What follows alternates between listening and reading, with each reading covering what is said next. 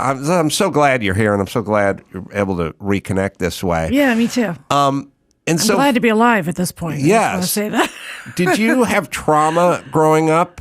Oh, yeah, for sure. Like, the whole family was addicts. You know, I'm an addict myself. I'm in recovery for a prescription pill problem.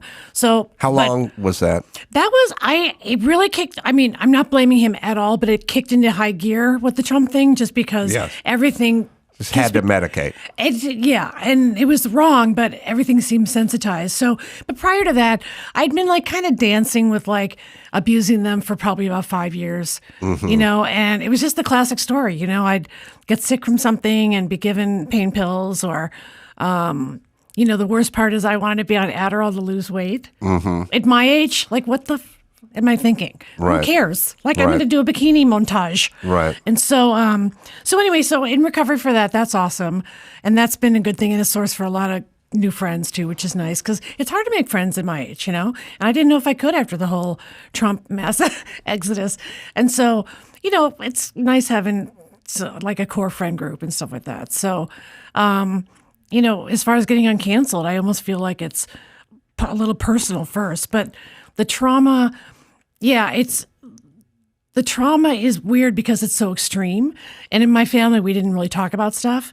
So we didn't even know how to talk about this, you know? Yeah. Well, pardon me, because I thought like you'd experienced some trauma, but I didn't know who violated you or what the trauma was or what the story was. Yeah, I was molested when I was about 10 by my brother's best friend. I talked about my first book. And my brother was an actual active pedophile. So that was a horrible specter to live under. Oh, my God. He went to prison. Wow. Yeah. And, you know, there was a lot of tension in my family because I became 100% estranged from him. And my parents, and I honestly don't blame them, they kept trying to, you know, get him help. They went to visit him in prison. He was actually in and out of prison. And, you know, there they are, senior citizens at this point. When he got out of prison, he just literally became a homeless crackhead. So they'd like go down to MacArthur Park, try to pick him up. Then I'd be screaming at them like, don't do it. You've got to let him go. Because I don't have kids. I can't even possibly understand even hearing that about your kid and your kid's in prison. You know, I get it. But the family, it kind of tore us apart because I just thought, this guy, like, I think we should cut him off. I don't know. It doesn't get worse than that. You know, it doesn't. But the family would kind of go in and out of, I think, trying to think he was okay or wanted to be okay. And I kind of got vilified. So that was tough. And so, like, when his best friend molested me, that guy spent the night at our house.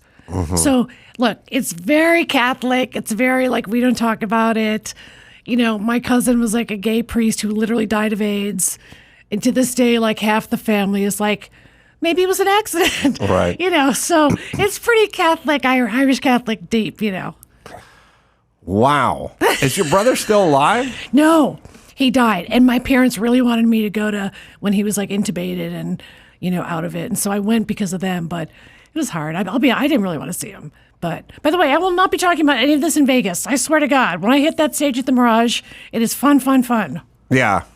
This is fascinating. I don't know about fun, but I used alliteration there. Well, I'll break the tension with the Jamie Farr clip from Gumball Rally.